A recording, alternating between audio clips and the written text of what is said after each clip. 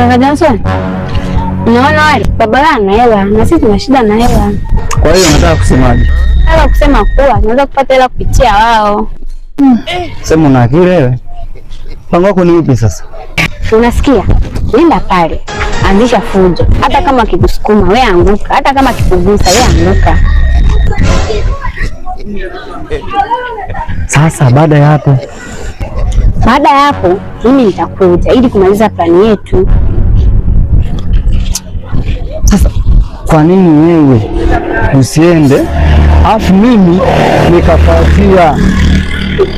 Kwa sababu wewe ni mkubwa kuliko mimi. Huwezi jua. Yaani tuache tu. Wewe unaweza kuwa na mabunduki wapi? Wewe mtoto wa tajiri anaweza kawa na bunduki hapa akatufatua. Tuache tu.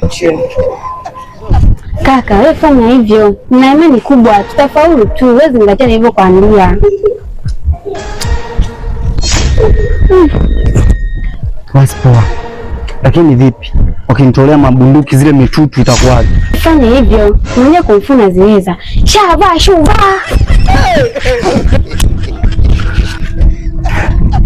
Sawa, naenda.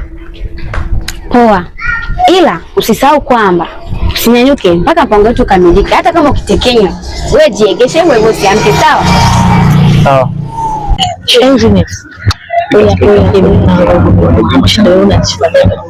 Shenzi. Mnakuwa pumbavu nyinyi. Katokea wapi? Mimi ni mafara bana. Yaani mimi ni mafara. Au unataka kusemaje sasa? Hebu kwanza nionyeshe maana nataka kutuzoea.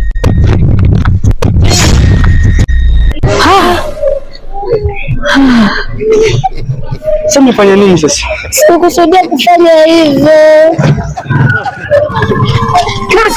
Kaka, jamani nimefanya nini kakaangu? Ni wewe hapa? Wewe ndio umefanya sisi. Kakaangu ni mgonjwa. Ukimsukuma lazima pote na hali kama hii. Kaka, wewe unafanyaje? Mimi niko tayari kutaka kuchochote kijana afanye kijana jamani. Wewe sema basi kama inawezekana. Huwa na fimbo yake. Kuita ni shilingi 5,000 na kupigana shilingi 5,000. Je, nayo? Ndio tunayo tena zaidi ya hiyo.